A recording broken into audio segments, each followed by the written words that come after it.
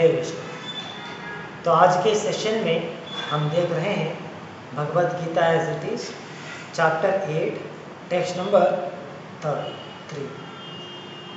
तो आज के श्लोक भगवान कृष्ण अर्जुन ने जो प्रश्न पूछे थे उन प्रश्नों के उत्तर देना यहाँ से प्रारंभ करते हैं। तो जैसा मैंने देखा था इस 8वें अध्याय के प्रारंभ के 2 श्लोकों में अर्जुन ने बहुत सारे प्रश्न भगवान से पूछा है।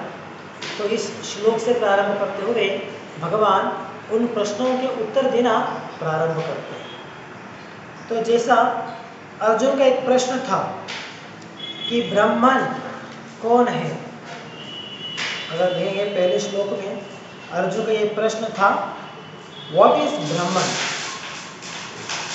तो इस प्रश्न के लिए उत्तर देते हुए भगवान यहाँ पर समझाते हैं कि ब्राह्मण कौन है।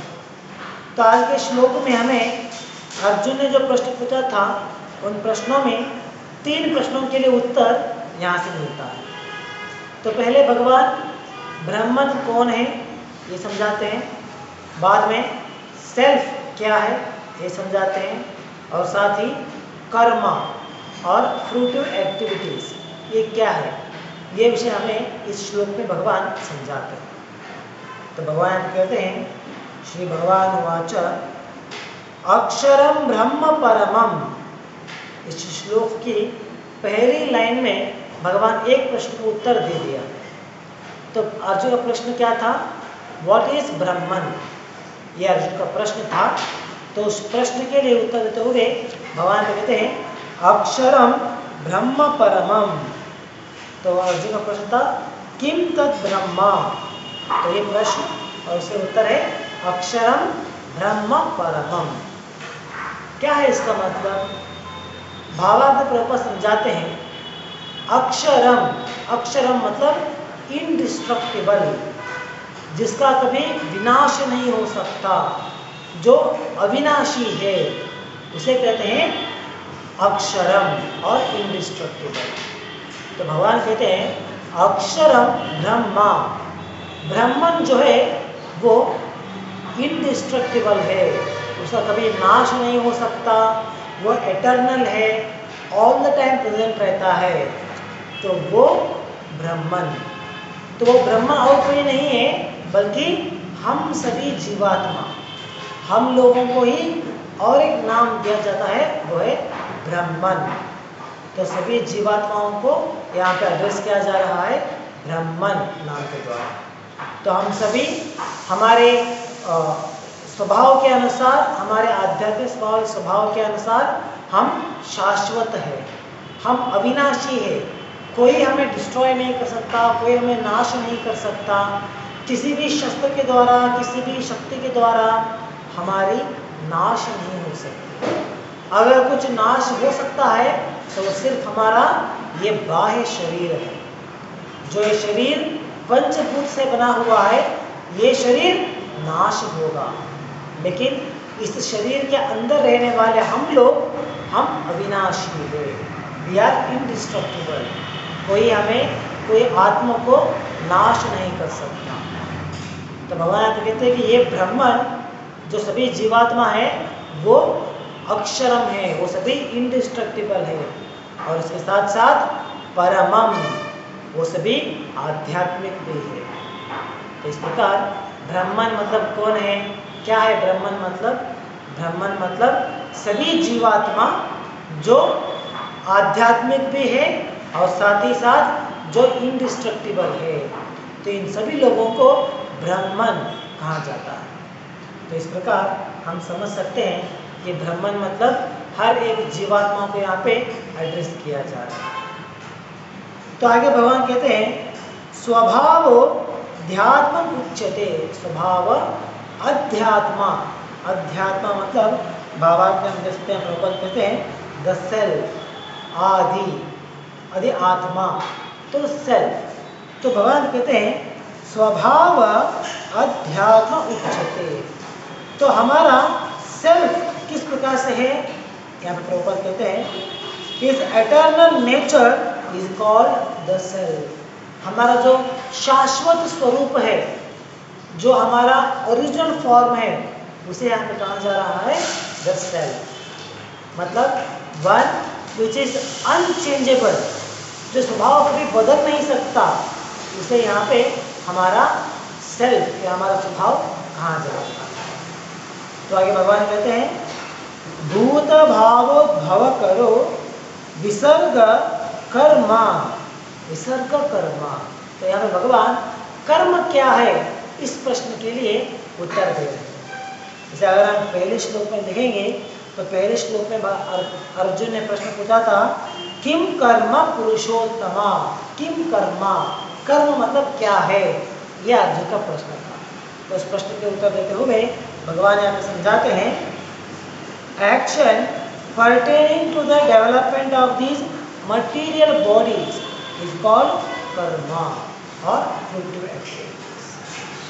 तो कर्म मतलब इन जनरल हम क्या कहते हैं एक्शंस और कार्य, जो हम कार्य करते हैं उस कार्य को कर्म कहा जाता है। लेकिन यहाँ पे श्लोक में भगवान उसके लिए एक डेफिनेट आंसर देते हुए, उसके लिए एक डेफिनेशन देते हुए यहाँ पे कहते हैं जो कार्य करने के द्वारा उस कार्य के बल के ऊपर जो हमें शरीर प्राप्त होता है उस कार्य को कहा जाता है कर्मा।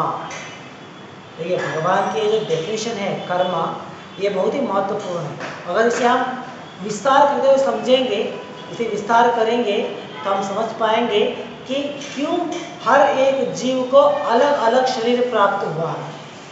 हम सभी लोग देखने में एक जैसे नहीं है ना। अगर हमारी पृथ्वी की संख्या, हमारी पृथ्वी में रहने वाले मनुष्यों की संख्या 700 करोड़ के ऊपर है, तो आप देख सकते हैं कि 700 करोड़ लोग भी अलग अलग दिखते हैं, कोई भी सेम नहीं दिखते। इतना ही नहीं, ये तो सिर्फ मनुष्यों की गणना हो गया, उनके अलावा इतने सारे अन्य जीवियां हैं, उन सभी लोगों को अगर हम काउंट करेंगे तो ये अनगिनत संख्या हो जाएगा।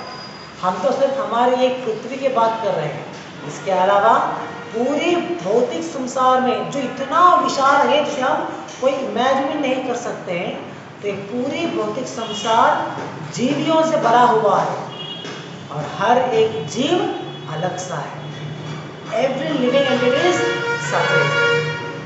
तो आप देख सकते हैं, तो इस डेफिनेशन को अगर हम सही तरह समझेंगे तो हमें इस प्रश्न के लिए उत्तर आ जाएगा कि हर एक जीव अलग अलग क्यों दिखते हैं, सभी जीव अलग से क्यों हैं, सभी लोग एक जैसे क्यों नहीं है। जैसे मान लीजिए सभी आदमी एक ही से रहने का था और सभी औरत एक जैसे रहने का था, लेकिन ऐसा नहीं होता है, सभी लोग अलग हैं।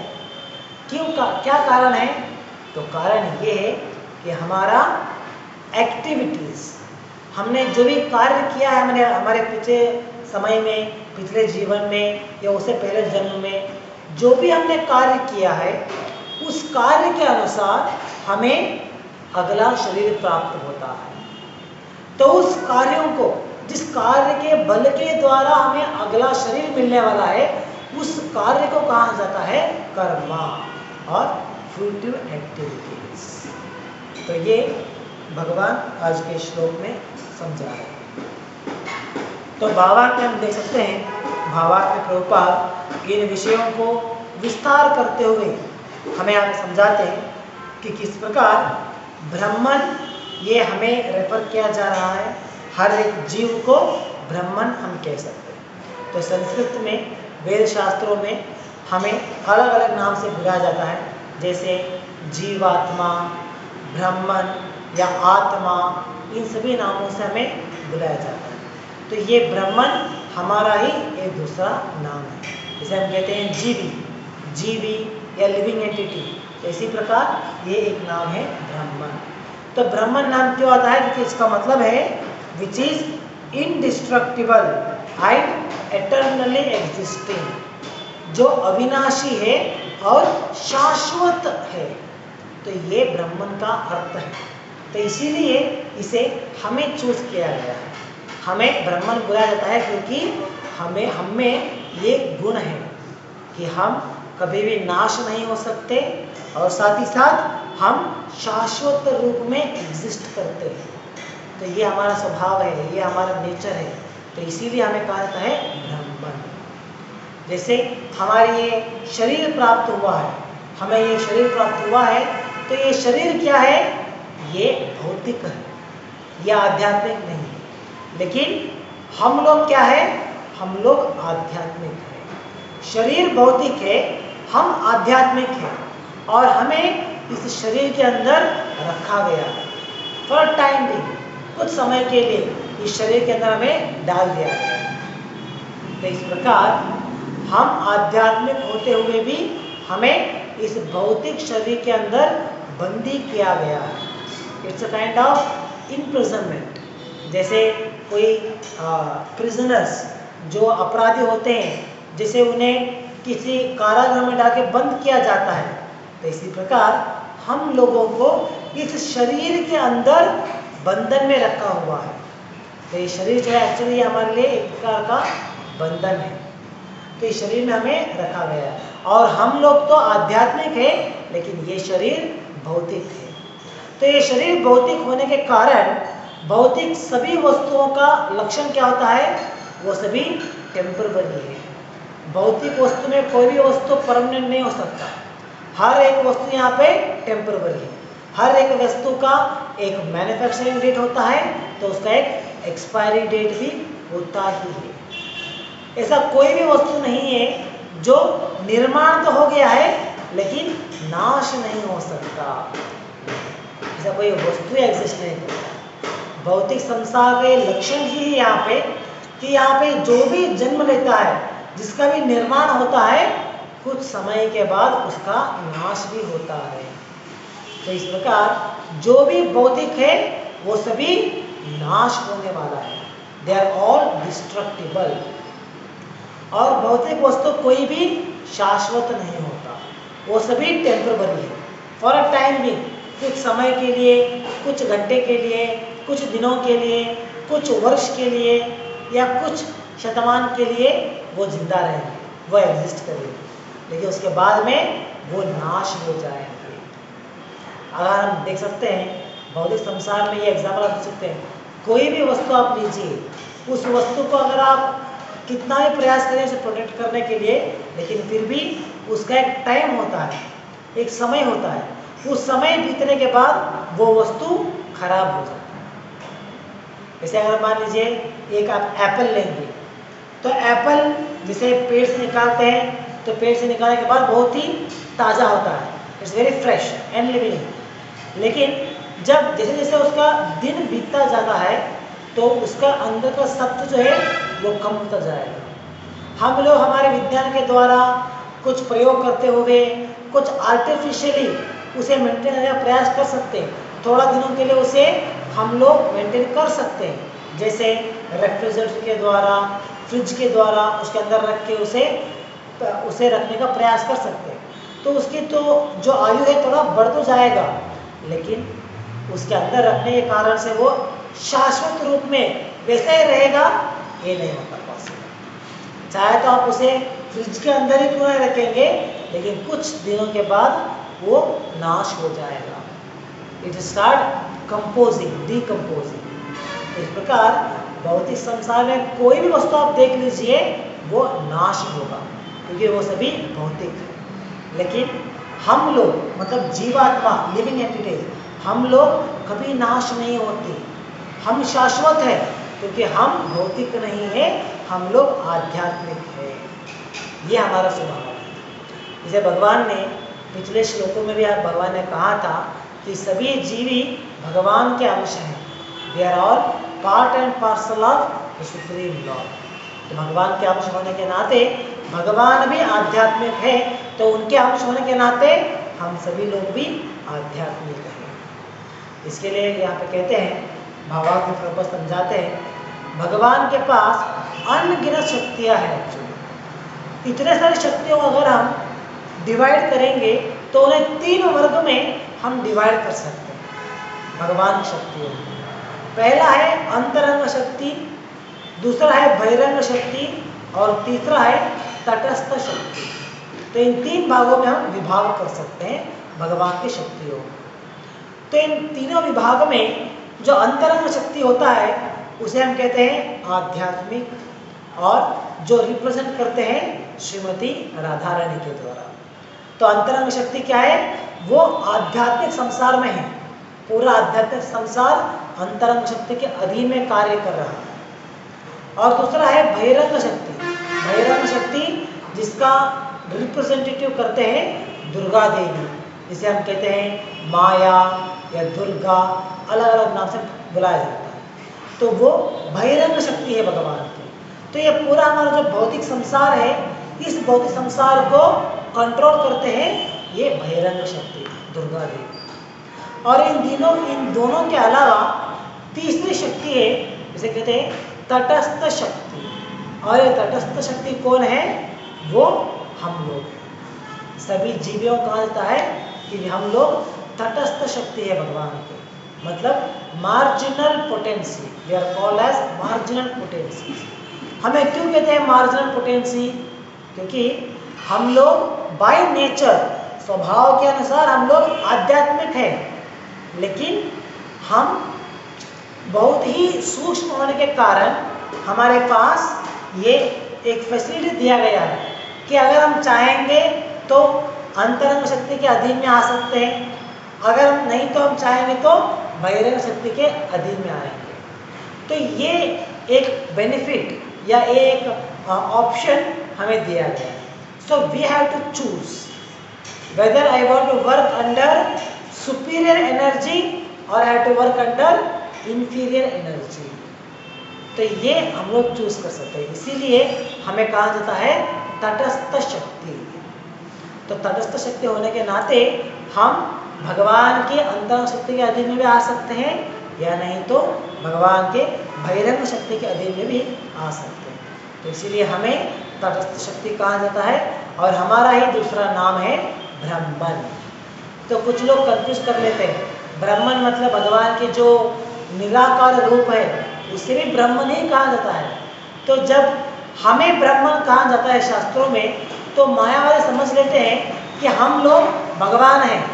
तो भगवान जब यहाँ पे अवतार लेते हैं या भगवान जब इस भौतिक गुणों के प्रभाव में आते हैं तो हम ये शरीर धारण करते हैं। तो ये मायावादियों का गलत अंडरस्टैंडिंग है। लेकिन हमें समझना है कि हमें ब्रह्मन कहा जाता है, भगवान के उस निराकार रूप को भी ब्रह्मन ही कहा जाता है, लेकिन इन दोनों में बहुत ही अंतर है। इसीलिए प्रभुपाद भावार्थ में कहते हैं कि अगर हम ब्रह्मन हैं तो भगवान क्या है? भगवान परब्रह्म है। He is known as Parabrahman. तो ब्रह्मन में और परब्रह्मन में बहुत ही अंतर है। तो हम कभी भगवान नहीं बन सकते, हम भगवान के बराबर नहीं हैं, हम स्वयं भगवान नहीं हैं, हम सभी जीवी हैं, भगवान के विभिन्न अंश हैं। ये हमारा कॉन्स्टिट्यूशनल पोजीशन है। इस स्थान को कोई बदल नहीं सकता, कोई चेंज नहीं कर सकता। इसलिए इसे कहते हैं कॉन्स्टिट्यूशनल पोजीशन। जैसे हमारे संविधान में हमें दिया गया है कॉन्स्टिट्यूशनल राइट्स, संवैधानिक अधिकार। तो कोई भी इन संवैधानिक अधिकार को कोई इसे खंडित नहीं कर सकता, इसे रोक नहीं सकता। वही इसका एक स्पेशल क्वालिटी है, जिसे कहते हैं संवैधानिक अधिकार। तो इसी प्रकार हमारा कॉन्स्टिट्यूशनल पोजीशन या हमारा संवैधानिक स्वभाव क्या है, स्थान क्या है? वो है हम भगवान के विभिन्न अंश हैं। तो ये हमारा कॉन्स्टिट्यूशनल पोजीशन है, इसे कोई चेंज नहीं कर सकता। तो हम जब ब्रह्मन हैं तो हम हमेशा ब्रह्मन ही रहेंगे, हम कभी परब्रह्मन नहीं बनेंगे। तो शास्त्रों में इस प्रकार ब्रह्मन और साथ में परब्रह्म, इन दोनों शब्द का इस्तेमाल किया गया है। चंदो राइट आका। तो आगे में प्रभुपाद कहते हैं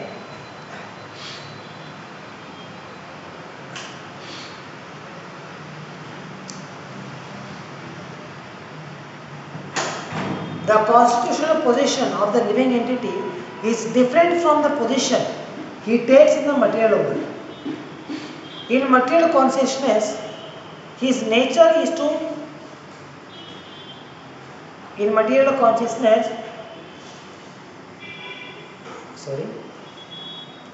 in material consciousness, his nature is to try to be the lord of matter but in spiritual consciousness his position is to serve the supreme. तो हमारा जो कॉन्स्टिट्यूशनल पोजीशन है उसके अनुसार हम भगवान के विभिन्न अंश हैं, तो भगवान के विभिन्न अंश होने के नाते भगवान की सेवा प्रदान करना ही हमारा कर्तव्य होता है। लेकिन जब हम इस भौतिक संसार के अधीन में आते हैं, इस भौतिक प्रकृति के अधीन में आते हैं, तो हम लोग क्या सोचते हैं? हम सोचते हैं आई एम द लॉर्ड, मैं ही स्वयं भगवान हूँ। तो I am the lord of all that I survey, जो भी मेरे अधीन है इन सभी का स्वामी मैं हूँ। तो ये एक स्वामित्व भावना हमें आ जाती है, लेकिन ये गलत है, ये हमारे एक्चुअल पोजीशन नहीं है। ये इस तीनों गुणों के प्रभाव के अनुसार हम इस प्रकार से सोच रहे हैं, और हमारा एक्चुअल पोजीशन क्या है? हम ब्राह्मण हैं, भगवान के अधीन में। यही हमारा एक्चुअल पोजीशन होता है। प्रभुपाद कहते हैं when the living entity is in material consciousness, he has to take on various bodies in the material world.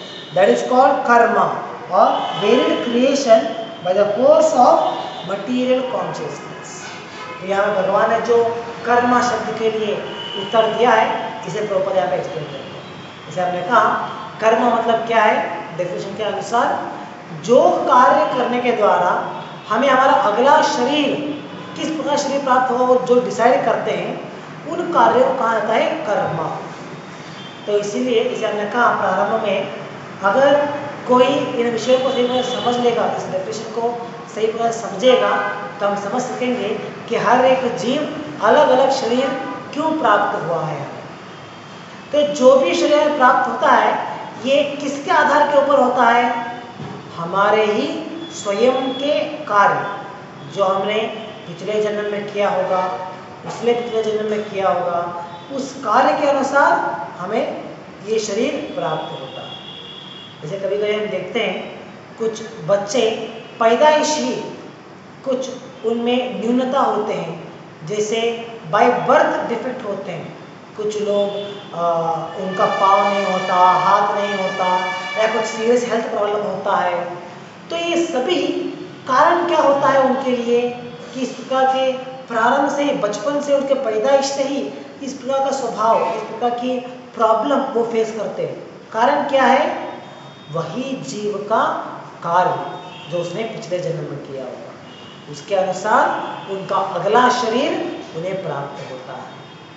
तो इसीलिए हम कहते हैं अगर हमें अगला जीवन किस प्रकार से प्राप्त होना है, कहाँ पे जन्म लेना है, किस प्रकार के शरीर प्राप्त करना है, अगर हम इसे कोई चूज कर सकता है, कोई चेंज कर सकता है, तो वो स्वयं हम लोग हैं। हमारे अलावा इसके ऊपर कोई और इसे डिक्टेट नहीं करता, इसे कोई चेंज नहीं कर सकता। तो ये हमारे हाथ में होता है कि हम किस प्रकार के शरीर को पाना प्रयास करेंगे आगे अगले जीवन में। तो हमारे कार्य के अनुसार वो डिपेंड करेगा। अगर हम बुरे कर्म करेंगे, सभी प्रकार के बुरे कर्म करेंगे, जैसे नॉन वेजिटेरियन खाना, नॉनवेज खाना, अन्य जीवियों को परेशान करना, अन्य जीवों को प्रॉब्लम देना, या नहीं तो इंटॉक्सिकेशंस जैसे मादक पदार्थ का व्यसन करना। तो इस प्रकार कोई भी पाप कर्म में अगर हम अपने आप को एंगेज करेंगे तो उसका नतीजा हमें आगे आने वाले समय में भुगतना पड़ेगा। तो इसीलिए यहाँ पे कहते हैं कि अगले हमारे जो कार्य जो हम करते हैं, जिस कार्य के फल के ऊपर हमारा अगला शरीर मिलने वाला होता है, उस कार्य को यहाँ पे कहते हैं कर्मा और एक्टिविटीज।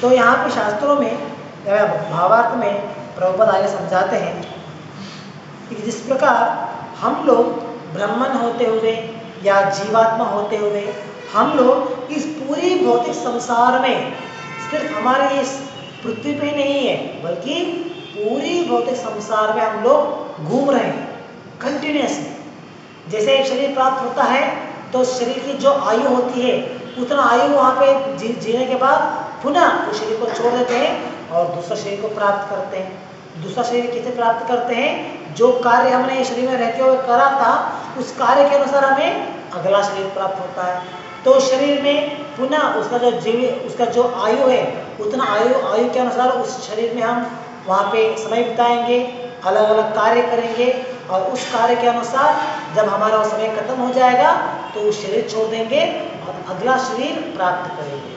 तो इस प्रकार हम लोग कंटिन्यूअसली यहाँ पे भटक रहे हैं। तो ये हमारा एक स्थान है। हम लोग यहाँ पे एक ही शरीर में, एक ही रूप में शाश्वत रूप से नहीं रह सकते। जैसे मनुष्य शरीर मतलब क्या है? मनुष्य शरीर मतलब 100 साल मैक्सिमम, इसका एक डेट दिया गया है। उससे पहले भी इसका अंत हो सकता है, लेकिन मैक्सिमम है 100 साल। अगर गाय देख लीजिए, गाय का कितना होता है? 20-25 ईयर्स। अगर एक कुत्ता देख लीजिए, तो इस प्रकार हर एक शरीर के लिए एक समय दिया गया है। इतना समय इस शरीर में आप रह सकते हैं, उससे ज़्यादा नहीं रह सकते। तो इस प्रकार हमारा स्वभाव है कि हम लोग इस भौतिक गुणों के अधीन में आने के कारण इस प्रकार से हम लोग भटक रहे हैं। हर एक शरीर से, हर एक योनियों में हम भटक रहे हैं। कभी कभी हम भौतिक संसार की बहुत नीचे स्तर पे जन्म लेते हैं, जैसे अथाड़ा, विथाड़ा, तड़ा तड़ा, पाताड़ा, इस प्रकार के प्लैनेट में जन्म ले सकते हैं। कभी कभी हमारे कार्य के अनुसार हम किसी ऊर्ध्व लोक में, जैसे जनलोका, तपोलोका, ब्रह्मलोका, इस प्रकार के लोकों में हम जन्म ले सकते हैं। तो ये हम लोग कंटिन्यूअसली वी आर ट्रैवलिंग। तो ये हमारा स्वभाव है। लेकिन भगवान की परिस्थिति ये नहीं है। भगवान को कहा है पर ब्रह्म। पर ब्रह्म मतलब जो इस भौतिक संसार से ही परे है, is completely beyond this universe. तो उन्हें कहा जाता है पर ब्रह्म। तो वो भगवान का स्थान है। तो इस प्रकार यहाँ पे कहते हैं कि हम लोग इस पूरी भौतिक संसार में 84 लाख योनियों में घूम रहे हैं। 84 लाख स्पीशीज, इतने सारे प्रकार के शरीर इस भौतिक संसार में है और हम लोग इस साइकिल में घूम रहे हैं कंटिन्यूअस। तो किसी को ऐसा नहीं सोचना है कि अगर हमने इस बार मनुष्य बन गए हैं तो हर बार हम लोग मनुष्य ही बन के रहेंगे। नहीं, दिस इज नॉट गारंटी। मनुष्य शरीर जो है बहुत ही दुर्लभ है पाना। तो अगर हमने इस समय मनुष्य शरीर हमने प्राप्त किया है, तो इसका मतलब ये नहीं कि हमेशा हम इसी शरीर में रहेंगे। हम हमारे कार्य के अनुसार अगला जीवन हम पशु बन सकते हैं, पक्षी बन सकते हैं, कई दानव बन सकते हैं, कोई पेड़ पौधा, कुछ भी बन सकते हैं हम लोग। कुछ लोग ऐसा सोचते हैं जैसे कि मान लीजिए अगर मैं एक आदमी हूँ तो हर बार मैं आदमी ही बना रहूँगा, या अगर मैं मनुष्य हूँ तो हर बार मैं मनुष्य ही बना रहूँगा। लेकिन ये नहीं है। This time I may be a man but in next life I may become a woman. तो ये जो हम लोग स्त्री या पुरुष, ये सभी हमारे शरीर के अनुसार है, आत्मा के लिए नहीं होता है। तो इसीलिए हमारे कार्य के अनुसार हम अगले जीवन में पुरुष हो सकते हैं या शरीर हो सकते हैं, कोई देवता भी हम लोग बन सकते हैं। अगर हमने उतना अच्छा कार्य किया है तो अगले जन्म में हम वरुण देवता बन सकते हैं या इंद्र देव बन सकते हैं। तो इस प्रकार हम इस पूरी भौतिक संसार में इन 84 लाख योनियों में कंटिन्यूअसली हम लोग घूम रहे हैं। तो ये हमारी नेचर है। तो इसीलिए मनुष्य शरीर को प्राप्त करने के बाद कुछ लोग शास्त्र के कर्मकांड के अनुसार, कर्मकांड के उसका पालन करते हुए वो लोग कुछ यज्ञ को करते हैं, कुछ सैक्रिफाइस करते हैं, ताकि उनका अगला जीवन वो अपने इच्छा के अनुसार प्राप्त कर सके। तो अपने इच्छा के अनुसार प्राप्त करने के लिए वो लोग क्या करते हैं? सैक्रिफाइस परफॉर्म करते हैं, यज्ञ करते हैं। जैसे मान लीजिए अगर मुझे अपना अगला जीवन मुझे ब्रह्मलोक में जन्म लेना है तो मुझे उसके अनुसार कर्मकांड में दिए गए नियमों का पालन करते हुए ब्रह्मा जी की पूजा करना पड़ेगा, ब्रह्म की आराधना करना पड़ेगा। तो इस प्रकार हमें वहाँ पे दिए गए नियमों का पालन करेंगे तो अगला जीवन में ब्रह्मलोक में जन्म ले सकता हूँ। लेकिन क्या होगा, जो भी हमारी इच्छा है उस इच्छा के अनुसार हम अलग अलग यज्ञ कर सकते हैं और उस अलग अलग यज्ञ के द्वारा अलग अलग लोकों में हम जा सकते हैं। लेकिन वहाँ पे शाश्वत रूप में हम लोग नहीं रह सकते।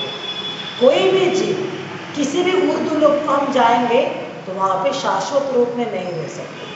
जितना हमारे वहाँ पे आयु होगा उतना आयु खत्म होने के बाद पुनः हमें इसी धरती के ऊपर जन्म लेना पड़ेगा। जैसे फॉर एग्जाम्पल मान लीजिए, अगर एक योगी उसने शास्त्रों के अनुसार यज्ञ करते हुए उसने एक ऊर्ध्व लोक को जाने का प्रयास करे। ऊर्ध्व लोक मतलब यहाँ पे 7 प्रकार के लोक है, 7 प्लैनेटरी सिस्टम्स है, जैसे कहते हैं 7 स्टेजेस या 7 स्तर है। तो उस प्रकार किसी भी लोक में जाने का प्रयास करेंगे, तो अगर वो अपने यज्ञ को करने के बाद, उसमें सफल होने के बाद उनका अगला जीवन ब्रह्मलोक में या पितृलोक में उनका जन्म हो जाएगा मान लीजिए। तो वहाँ पे जन्म लेने के बाद उस प्लैनेट के अनुसार उनका एक आयु वहाँ पे डेसिग्नेट होता है। जैसे मनुष्य का आयु इस धरती के ऊपर कितना है, मैक्सिमम 100 साल है। इसी प्रकार उस शरीर का आयु जो उस लोक में, जैसे ब्रह्मलोक में उसका एक आयु होता है, तो उतना आयु तक वहाँ पर रह सकता है। वहाँ पे जो भी सुख सुविधा जो भी मिलता है सब कुछ एंजॉय कर सकता है। लेकिन उतना आयु खत्म होने के बाद उसे पुनः इसी भौतिक संसार में जन्म लेना पड़ेगा। तो ये साइकिल जो है ये कंटिन्यूस चलता रहेगा। कब तक चलेगा? जब तक हम मुक्ति प्राप्त नहीं करेंगे, जब तक हम लिबरेशन प्राप्त नहीं करेंगे, तब तक ये साइकिल कंटिन्यूस चलता रहेगा। और इसीलिए जब हम भक्ति योग करते हुए डिवोशनल सर्विस के द्वारा हम मुक्ति को प्राप्त करेंगे, तभी इस साइकिल से मुक्त होते हुए भगवान के धाम को हम जा सकते हैं। वहाँ तक भी भगवान के धाम को जाने तक हमें इसी प्रकार इसी भौतिक संसार में घूमते ही रहना पड़ेगा। तो भावार्थ में प्रभुपाद यहाँ पर समझाते हैं कि इस प्रकार शास्त्रों में इसका एक वर्णन दिया गया है कि एक जीव इस साइकिल में कैसे घूमता है। इसका एक उदाहरण, एक प्रोसेस यहाँ पे दिया गया है। ये एक्चुअली बहुत साइंटिफिक प्रोसेस है। ऐसा नहीं है कि कोई इसका ये कोई अंधविश्वास है या ब्लाइंड फेथ है हम लोग फॉलो कर रहे हैं, नहीं। It is very actually scientific. हमारे विज्ञान के अनुसार हम लोग इसे साबित कर सकते हैं या नहीं, वो तो आगे आने वाले समय में मालूम पड़ेगा, लेकिन आध्यात्मिक ज्ञान के द्वारा इसे हम समझ सकते हैं।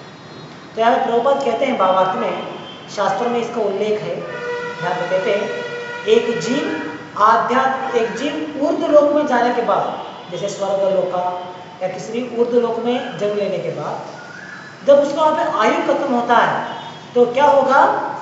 He comes and mixes with the cloud. बारिश के जो बादल होते हैं उसमें मिक्स होते हैं। और जब बारिश होता है तो बारिश के साथ साथ सभी जीव इस भौतिक संसार को आ जाते हैं, इस पृथ्वी के ऊपर गिरते हैं। तो यहाँ पे आने के बाद बारिश के द्वारा जब वो धरती में आते हैं और धरती के द्वारा अनाज में वो ट्रांसफर होते हैं। देखिए एक जीव किस प्रकार से ट्रांसफर हो रहा है, हर एक स्तर से इट इज गेटिंग ट्रांसफर।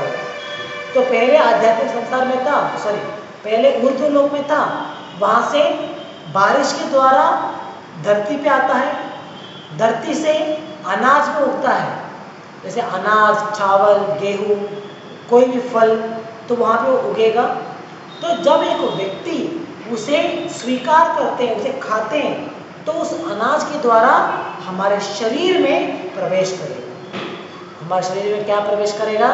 सिर्फ अनाज प्रवेश नहीं करेगा, उस अनाज के साथ साथ एक जीव भी प्रवेश कर रहा है। तो वो जीव प्रवेश करने के बाद क्या होता है?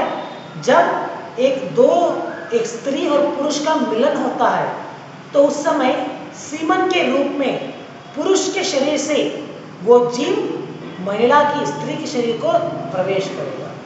वही जीव जिसने उस पुरुष के शरीर में धान्य के द्वारा, गेहूं या चावल के द्वारा जिसने उस शरीर को, उस पुरुष के शरीर के अंदर गया था, वही जीव अभी सीमन के रूप में स्त्री का गर्भ को प्रवेश करता है और वहाँ पे हमें एक अगला जन्म या अगला शरीर प्राप्त होता है। तो ये एक प्रोसेस है, जिस प्रोसेस के द्वारा हम यहाँ पे जन्म लेते हैं। तो ये कंटिन्यू चलता होता है। तो वहाँ पे जन्म लेने के बाद आगे हम क्या करेंगे? अलग अलग से कार्य करेंगे, एक्टिविटीज करेंगे, जिसे कर्म कहा जाता है, और उसके आधार के ऊपर पुनः अगला जन्म फिक्स रहेगा। तो इस प्रकार ये एक प्रोसेस है जो शास्त्रों में वर्णित है। और ये प्रोसेस हमें तब तक करना पड़ेगा जब तक हम मुक्ति के अर्ह नहीं हो जाते। when we won't get liberation पाने तक भी हमें इसी प्रकार इस साइकिल में हमें घूमते रहना पड़ेगा। तो ये यहाँ पे प्रभुपाद समझाते हैं। लेकिन एक कृष्ण भावनामृत व्यक्ति जो भक्त है, जो डिवोटी है, वो इस प्रकार किसी भी यज्ञ करने में वो उसको आसक्ति नहीं दिखाता, क्योंकि एक भक्त को भौतिक संसार के किसी भी लोक में जाने की आसक्ति नहीं है। ऐसा नहीं है कि मुझे हम स्वर्गलोक जाएंगे, वहाँ तो अप्सराएं होंगे, अच्छे से हम लोग एंजॉय कर सकेंगे, नहीं। एक भक्त का ये रिक्वायरमेंट नहीं होता। एक भक्त कभी ये नहीं चाहता है कि मुझे ब्रह्मलोक जाना है, ऊर्ध्वलोक जाना है, नहीं। बल्कि एक भक्त तो प्रयास करता है कि उसे भगवान के धाम पे जाना है, भगवान के पास जाना है। भगवान के धाम को जाने के बाद भगवान अश्योर करते हैं कि एक बार मेरे धाम को आ जाओगे तो वापस पुनः इस संसार में जन्म नहीं लोगे। तो ये अश्योरेंस भगवान हमें देते हैं। तो इसीलिए भक्त कभी भी इस प्रकार की कर्मकांड के अनुसार अलग अलग सैक्रिफाइसेस यज्ञ करने में आसक्ति नहीं दिखाते हैं, बल्कि कृष्ण भावनामृत के द्वारा भक्ति योग की पालना करते हुए उसके द्वारा आध्यात्मिक संसार में जाने का प्रयास करते हैं। तो जब हम इस प्रकार आध्यात्मिक संसार को जाएंगे, then we become free from this cycle of birth and death. इस जन्म और मरण के चक्र से हम मुक्त हो सकते हैं और भगवान के धाम में शाश्वत रूप में हम रह सकते हैं।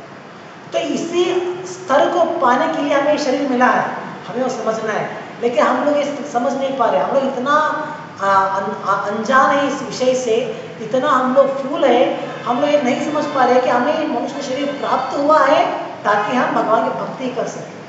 हम लोग सोच रहे हैं कि हमें शरीर मिला है, चलो एंजॉय करो, अच्छे से सेंस ग्रेटिफिकेशन करो, नॉनवेज खाओ, इंटॉक्सिकेशन करो, अनलिमिटेड सेक्स लाइफ में एंजॉय करो। तो इस प्रकार हम लोग अपने आप को विनाश के रास्ते में लेके जा रहे हैं। तो इसीलिए हमें कृष्ण भावनामृत का फॉलो करना है, उसे अनुष्ठान करना है और भगवान के धाम को जाने का प्रयास करना है। तो ये विचार इस श्लोक में हमें समझाया जा रहा है।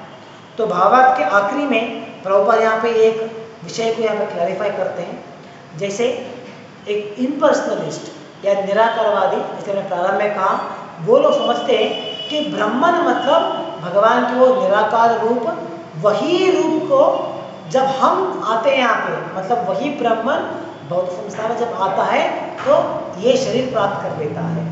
तो ये मायावादियों का तत्व है। तो उनके वो इस तत्व के अनुसार ये समझने का प्रयास करते हैं कि हम और भगवान हम दोनों एक ही हैं, ऐसा नहीं कि हम अलग अलग हैं। तो उनके अनुसार हम स्वयं भगवान हैं, हम सभी लॉर्ड हैं। तो हम भगवान हैं, लेकिन अभी हमने इस गुण के प्रभाव में आए हैं, तो इसीलिए हमें शरीर प्राप्त हुआ। ये शरीर छोड़ने के बाद हम फिर से उस निराकार रूप में एक हो जाएंगे, हम फिर से भगवान बन जाएंगे। ये मायावादियों का अंडरस्टैंडिंग है, लेकिन इसे यहाँ पे गलत साबित किया जा रहा है। और यहाँ पे कहते हैं कि भगवान को परब्रह्मन कहा जाता है, और वो जो भगवान का निराकार रूप है उसे ब्रह्मन कहते हैं। लेकिन हम वो दोनों एक ही नहीं है, हमें ब्रह्मन है और भगवान परब्रह्म है, हम दोनों अलग अलग हैं। तो ये विचार प्रभुपाद यहाँ पे भावार्थ समझाते हैं। तो इसके लिए प्रभुपाद यहाँ पे कहते हैं भगवान को कहा जाता है अच्युता। अच्युता मतलब क्या है? One who never falls down from his position, जो अपने स्थान से कभी नीचे नहीं गिर सकता, वो अच्युता है। तो वो सिर्फ भगवान हो सकते हैं। हम लोग अपने स्थान से नीचे गिर गए ऑलरेडी, हम लोग आध्यात्मिक संसार में थे, लेकिन हमने अपना स्थान से नीचे गिर गए हैं, तो इसलिए हमें अच्युता नहीं कहा जाता। They are all marginal energy. लेकिन भगवान वो परब्रह्म है, वो अच्युता है, वो कभी अपने स्थान से नीचे नहीं गिर सकता।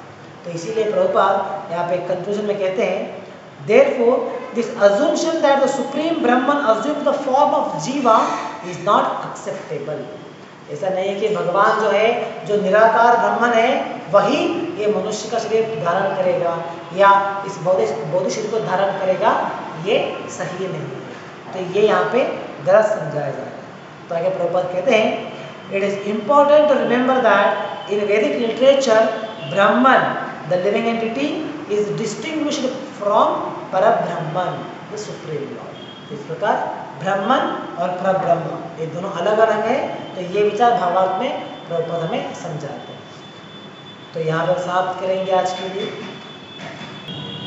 ग्रंथराज श्री भगवद गीता की जय।